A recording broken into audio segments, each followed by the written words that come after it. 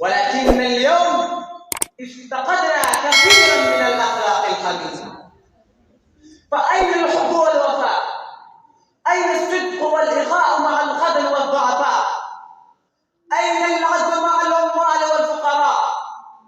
أين بر الوالدين؟ الذي أرسل رسوله بالهدى ودين الحق ليخرج الناس من الظلمات إلى النور بإذن ربهم إلى صراط العزيز الحميد. وأشهد أن لا إله إلا الله وحده لا شريك له، وأشهد أن محمدًا عبده ورسوله صلى الله عليه وعلى آله وصحبه ومن تبعهم بإحسان إلى يوم الدين. أما بعد، أحبتي في الله والمستمعون الكرام، يسرني أن أتحدث إليكم اليوم عن الأخلاق الحسنة. إن حسن الخلق صفة من الصفات العظيمة وعمل من محاسن الأعمال. من اتصف به فقد من الله عليه ورزقه بخير ما رزق الله العباد.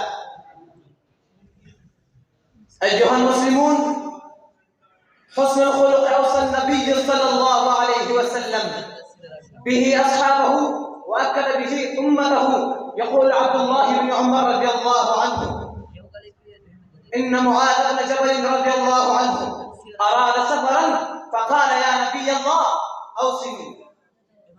قال أعبد الله ولا تشرك بالله شيئا. قال يا نبي الله زدني. قال إذا أسأت فأحسن. قال يا نبي الله زدني.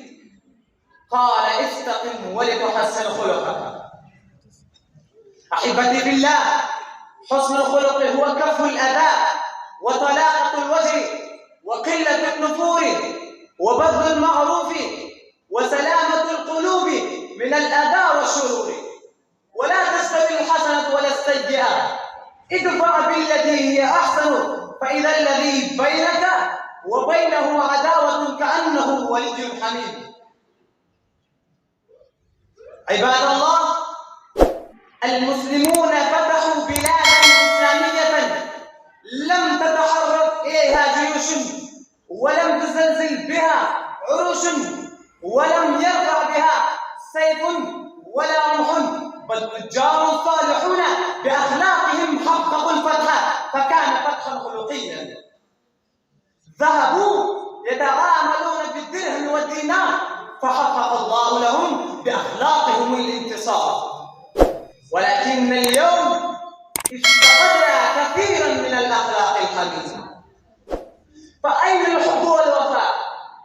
أين الصدق والإخاء مع الخذل والضعفاء؟